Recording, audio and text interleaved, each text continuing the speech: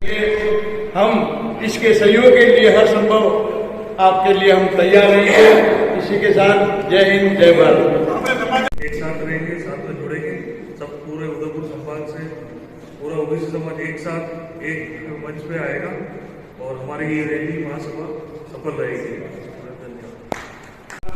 कि मेरे मन में एक हमेशा ये रहा है कि ओबीसी वर्ग एकजुट होकर आगे बढ़े।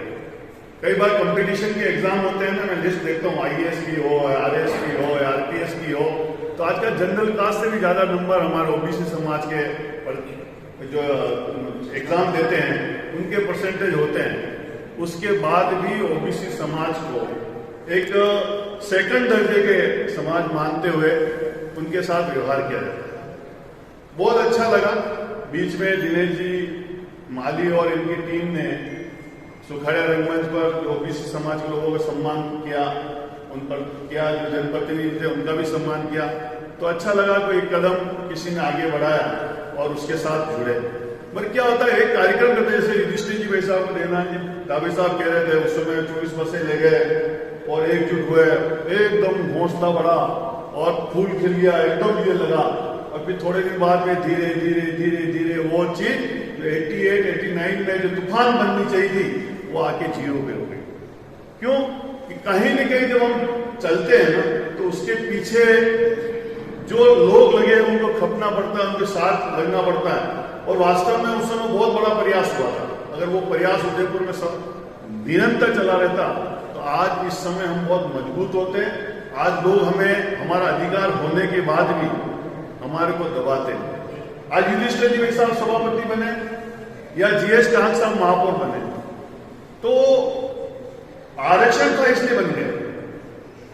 मुझे बता दें युधिष्ठिर जी भाई साहब को जो धरती से उठकर जिन्होंने संघर्ष कर इस समाज सेवा की और किसी जनरल पोस्ट हो उस जगह ओबीसी के व्यक्ति को बिठा दिया हो।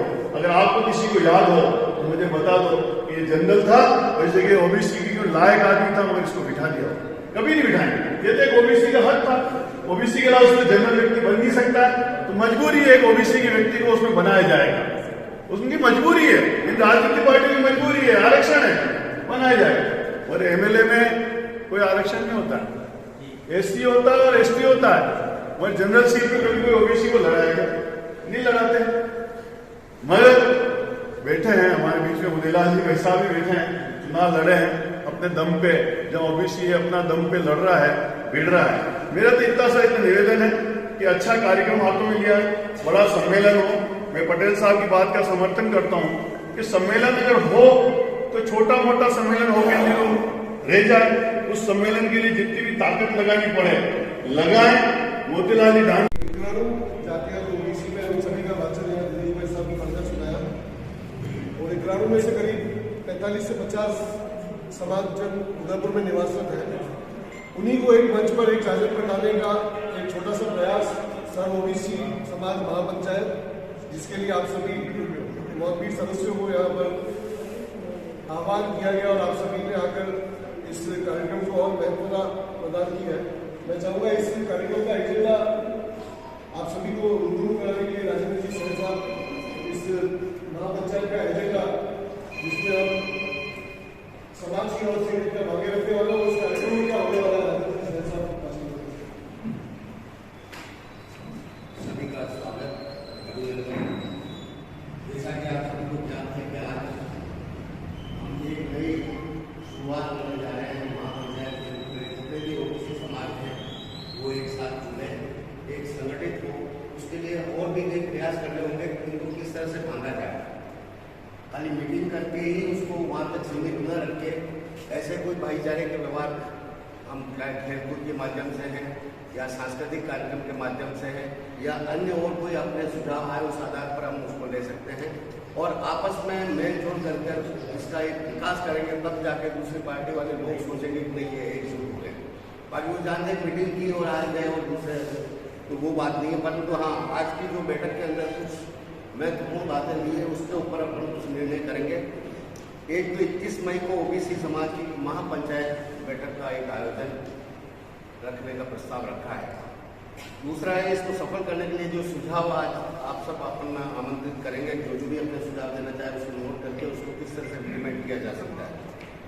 तीसरा है, महापंचायत के प्रमुख ओबीसी की प्रमुख मांगे क्या क्या है, और उसके अलावा जहां हम ये महापंचायत आयोजन करने वाले हैं उस स्थान का चयन, कितने लोगों की संख्या हो सकती है उसकी व्यवस्था करना।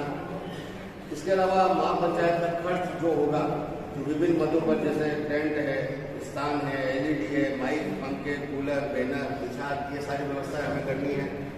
पानी की व्यवस्था करनी है, भोजन की व्यवस्था करनी है, प्रचार सामग्री, बेच है, पैम्पलेट है, स्टिकर है, प्रेस कॉन्फ्रेंस है, ये सब आयोजन हमें अपना करना है। उसके अलावा प्रतिभावान विद्यार्थियों का सम्मान करने की भी बात सोच रहे हैं, 10वीं 12वीं, और इसके अलावा जिन्होंने राष्ट्रीय और राज्य स्तर पर विभिन्न क्षेत्रों में अपना नाम कमाया है, उन लोगों का भी हम सम्मान करना, उनके भी नाम आवेदन हम आमंत्रित करेंगे। तो इस तरह से खास ये बातें हैं, उसके ऊपर हमने अपने अपने एक सुझाव। तो ये आज का होते थे, उसमें 8 बसें 10 बसें पूरी पार्टी की मिलकर जाती थी, लेकिन अकेले ओबीसी की 26 बसें जब उस कार्यक्रम में चली गई, तो जैसा कि मंच पर बार बार आग्रह किया जा रहा है, कोई आगे नहीं बढ़ने देता, उस ताकत को तोड़ा गया, उस ताकत को खत्म करने का प्रयास किया। जितने लोग उस रैली में गए थे, किसी को पार्षद का चुनाव नहीं लड़ने दिया और किसी को पंचायत समिति का चुनाव नहीं लड़ने दिया। प्राण है, मतदाताओं की दृष्टि से भी देखें तो 52% और बाकी सब 48%, उसमें SC, ST, जनरल, क्षत्रिय, ब्राह्मण, जनरल कास्ट भी आए। तो सदैव आज से नहीं, राजा महाराजाओं के टाइम से इन लोगों को तोड़ने के प्रयास किए गए, और तोड़ने के साथ ही एक दूसरे में प्रेम कायम नहीं हो पाए, ये समय समय पर शासकीय व्यवस्थाओं द्वारा किया। परिणाम हम सब जानते हैं, कई समाजों के अध्यक्ष बैठे होंगे, बात नहीं करे भैया, ये इको होती है इसमें। चाय वाला ध्यान दो भाई। हेलो, ओ चाय वाला भैया, हेलो बाबूजी, ओ बाबूजी, चुपचाप काम करो अपना, चुपचाप।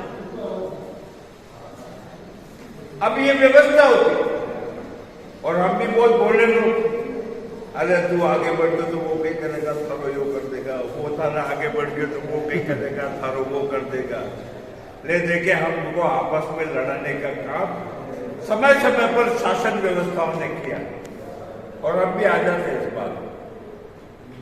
लेकिन आज जो प्रयास हुआ है, समय की मांग ये है। आज देखो, ब्राह्मण समाज का सम्मेलन हुआ जयपुर में, एक राजनीतिक पार्टी ने अपने पार्टी का प्रदेश अध्यक्ष बदल के प्रदेश, वो ताकत का था। तो हम क्यों नहीं इतनी, वो बहुत चंद लोग ब्राह्मण है, 20% में ब्राह्मण निकाल तो कितना बचे? 4%, 5% मामले में अपनी जाति को जगाई और ओबीसी वर्ग को जगाकर अपने लोगों को आज यहाँ तक शिक्षित बनाया। उसको देख के मैंने रात को 11 बजे टेलीफोन किया, भाई दिनेश जी, मैं कहा दिनेश जी आप क्या कर रहे हो? ये जी छोटे भाई पैसा पिए, बोलो क्या? मैं कहता ये सीरियल देखी है आपने, क्योंकि आप देखी होगी, आपने स्कूल का नाम लिखा दिया, तो मैं तो जानता हूँ आप बहुत आगे हो। तो मुझे बहुत बड़ी खुशी हुई, और मैंने इनसे 7 साल पहले कहा, उदयपुर में आज आपको ओबीसी संगठन की बनाने की आवश्यकता है। ये सामने थी बात, ये नहीं हम सब एक हैं, हिंदुस्तान में हम फर्ज भाई नहीं जाना चाहते, राइट बात हम नहीं जानते, हम हिंदुस्तानी सभी एक हैं। लेकिन जब एक व्यक्ति ये कह सकता है, जय जिनेन्द्र करके संगठन बना सकता है, एक गिरने वाला संगठन बना सकता है, एक अम्बेडकर नाम संगठन बना सकता है, एक राजपूत महासभा के नाम संगठन बना सकता है, तो क्या हम ओबीसी वर्ग वाले क्या वर्ग तो 5-6 वर्ग थे। वर्ग ले पूरा इतिहास देखिए आप, राज्य करने वाले शासक राजपूत थे, ब्राह्मण जो पूजा पाठ करके देव सुशिक्षित लोग थे। उसके बाद जैन वर्ग व्यापार करता था और इन लोगों को सब सप्लाई करने वाले, इन लोगों को सेवादार कहें या साथ रहने वाले लोग हम सब ओबीसी हैं। हम ओबीसी कौन है? जो लोग सेवादार जिसे कह सकते हैं, इन तीनों लोगों की पूर्ति करने वाले लोग हम ओबीसी हैं। चाहे कलाल हो, चाहे माली कराल माई की पूर्ति करता होगा, माली फूलों की पूर्ति करता होगा, शेरी की पूर्ति करता होगा, डांगी फसल तैयारी की पूर्ति करता था। लेकिन इतना बड़ा संगठन जो देश को चलाने के लिए पूर्ति करता था, वो आज बिखरा हुआ। हमें एक दूसरे पहचान नहीं था। मेरा बोलने का बहुत कुछ आदत पड़ी हुई, माइक छोड़ता नहीं हूं मैं। मेरा ये निवेदन है कि बहुत अच्छी पहल है और ओबीसी में आज हमारी बहन ने कहा बहुत सी